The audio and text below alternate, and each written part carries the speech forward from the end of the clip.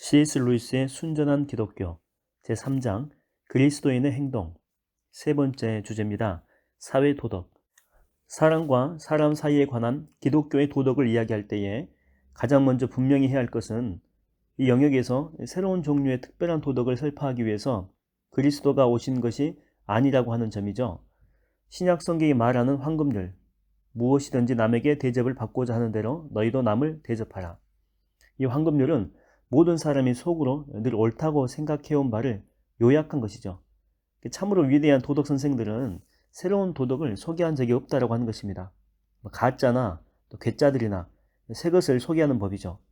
존슨 박사 말처럼 사람은 가르쳐야 할 때보다 기억시켜야 할 때가 더 많습니다 라고 했던 그 말이 떠오릅니다. 모든 이 도덕적 스승들의 진정한 임무는 우리가 이렇게 자꾸만 외면하고 싶어하는 단순한 옛 원칙들을 몇 번이고 몇 번이고 다시 일깨우는 것입니다. 말을 넘기 싫어하는 담장 앞으로 자꾸만 끌고 가고 또 끌고 가듯이 아이가 공부하기 싫어하는 부분을 다시 보게 하고 또 보게 하듯이 그런 이치죠.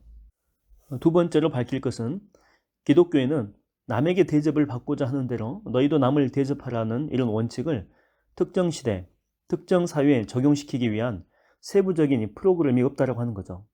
또 그런 것이 인노라고 주장하지도 않는다라고 하는 것입니다. 이 기독교에는 그런 것이 있을 수가 없죠.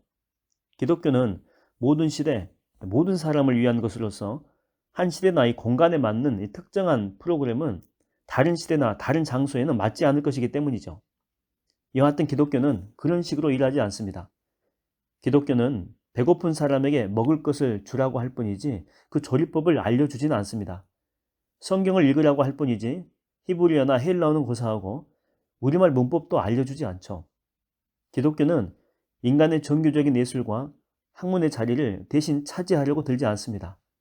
오히려 예술과 학문이 기독교의 뜻에 따르기만 한다면 그 모든 것에 새로운 생명을 공급하는 에너지의 원천이자 그 모든 것에 올바른 임무를 부여하는 관리자가 되어준다고 하는 것입니다. 흔히 사람들은 교회가 세상을 이끌어야 한다라고들 합니다. 그런데 이것은 무슨 뜻으로 말했느냐에 따라서 옳은 말이 될 수도 있고 그른 말이 될 수도 있죠. 이것이 옳은 말이 되려면 그들이 말하는 바 교회라고 하는 것은 곧 실천적인 그리스도인 전체를 가리켜야 되죠.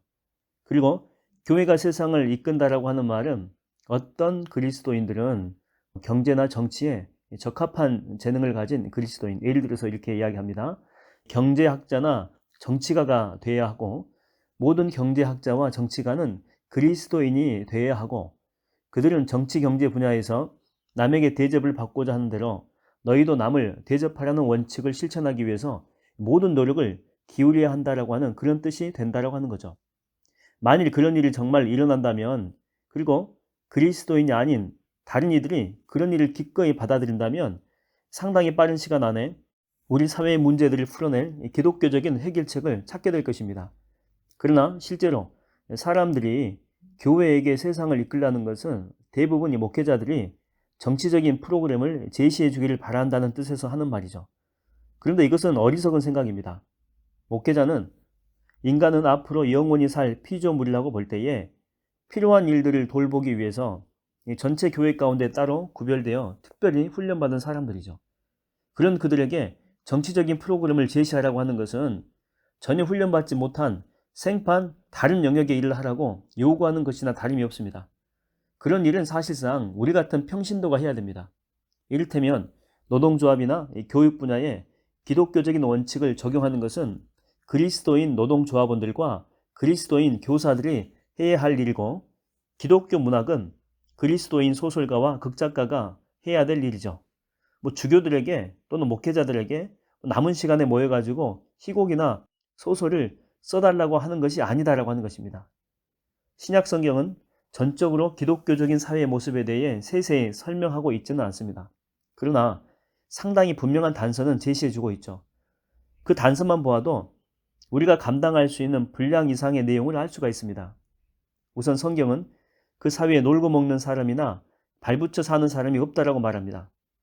일하지 않는 사람은 먹지도 말아야 되죠. 모든 사람은 자신의 손으로 일해야 하며 더 나아가서 무언가 좋은 것을 만들어내는 일을 해야 된다고 하는 것입니다. 그 사회에서는 분별 없는 사치품을 만들지 않을 것이며 그런 물건을 사라고 부추기는 더 분별 없는 광고는 더더구나 하지 않을 것입니다. 또한 그 사회에는 허세를 부리거나 잘난 척하거나 으스대는 그런 일도 없겠죠. 그런데 여기까지만 보게 되면 기독교 사회는 요즘 말로 좌파인 사회인 것 같죠. 그러나 다른 한편으로는 이 사회는 언제나 순종만을 강조하죠. 우리 모두가 정당하게 임명된 관리자들에게 순종하는 것, 그리고 존경심을 겉으로 표현하는 것, 또 자녀가 부모에게 순종하는 것, 아내가 남편에게 순종하는 것, 이것은 상당히 인기 없는 발언일 테지만 아무튼 이 순종에 대해서 강조한다라고 하는 것입니다. 셋째로 이 사회는 유쾌한 사회입니다. 이 사회는 노래와 즐거움이 가득 찬 곳으로서 걱정이나 근심을 악한 일로 여깁니다. 정중함은 기독교적 덕목 가운데 하나죠. 신약 성경은 참견장애들을 정말 싫어합니다. 만일 그런 사회가 있어서 여러분이나 제가 찾아갈 수 있다면 아주 기이한 인상을 받고 돌아올 것입니다. 우리는 그곳의 경제생활이 아주 사회주의적이며 또 그런 의미에서 진보적이지만 가정생활과 예의범절은 오히려 구식이라고 느낄 것입니다. 그 사회에서 마음에 드는 부분들은 각자 있어도 그 사회 전체를 좋아할 사람은 극히 드물겠죠. 기독교가 인간이라고 하는 기계의 전체 설계도라면 이런 일이 벌어지는 것은 당연합니다. 우리 모두는 각기 다른 방식으로 그 설계도에서 이탈을 했고 원래 설계도를 변경한 자신의 설계도야말로 진짜라고 믿고 싶어 합니다. 그러므로 진정으로 기독교적인 것에는 이런 반응이 거듭 나타나게 되겠죠. 즉 누구나 거기에서 끌리는 부분을 발견하기도 하지만 오직 그 부분만을 골라낸 후에 나머지는 버리고 싶어 할 것입니다. 이것이 우리가 앞으로 더 나아가지 못하는 이유죠. 또한 정반대의 주장을 펴는 사람들이 제가끔 자신이야말로 기독교를 옹호하기 위해서 싸운다라고 말하는 또 이유이기도 합니다.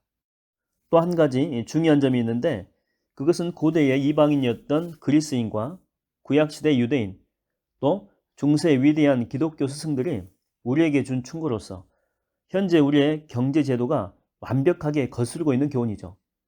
그들이 한결같이 가르친 그 교훈이라고 하는 것은 바로 이자를 받고 돈을 빌려주지 말라는 것이었습니다.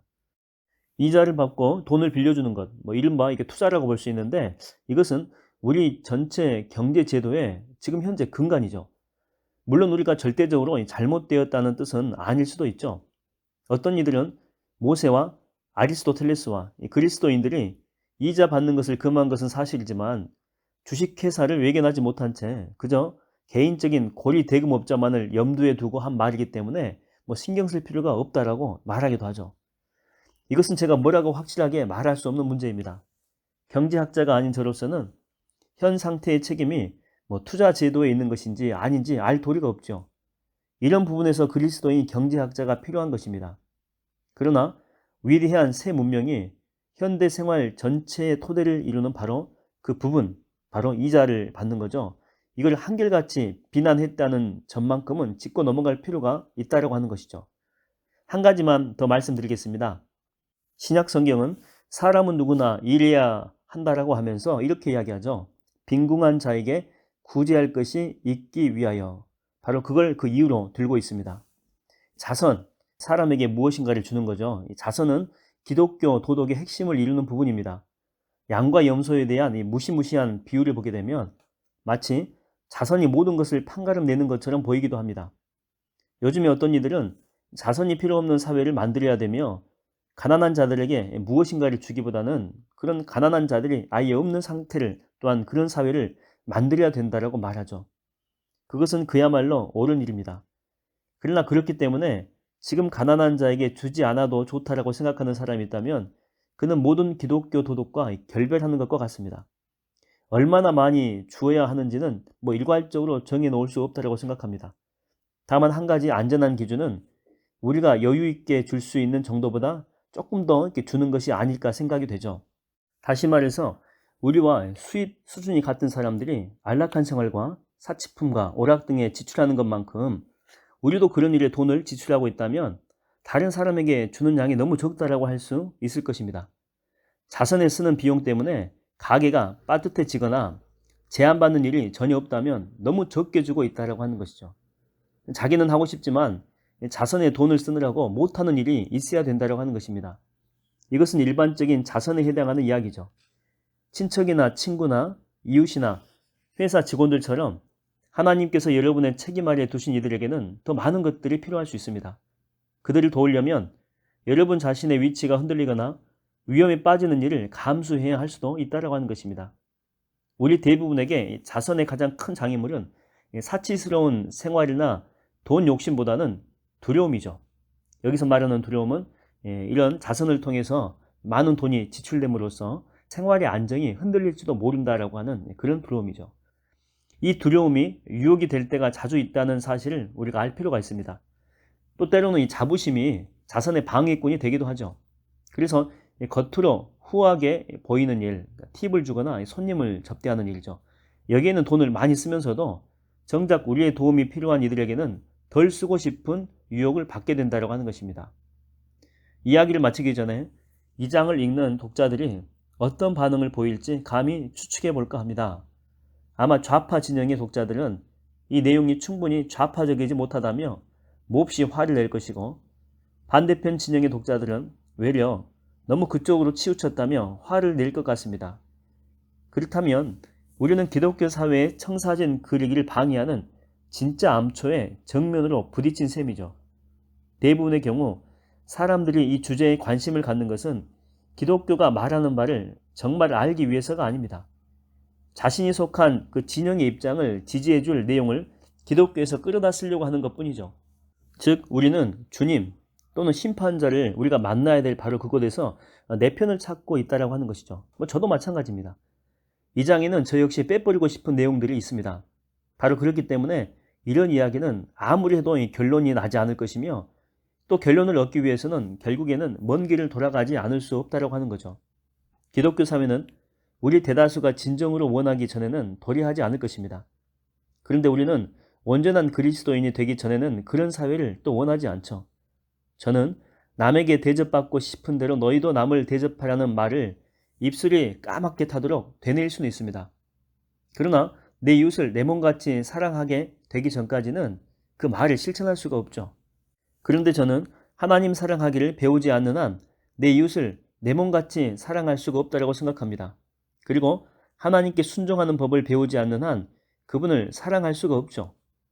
이미 말씀드렸듯이 이제 우리는 좀 더 내면적인 문제로, 사회적인 문제에서 종교적인 문제로 이렇게 먼 길을 돌아가지 않을 수가 없게 되었습니다.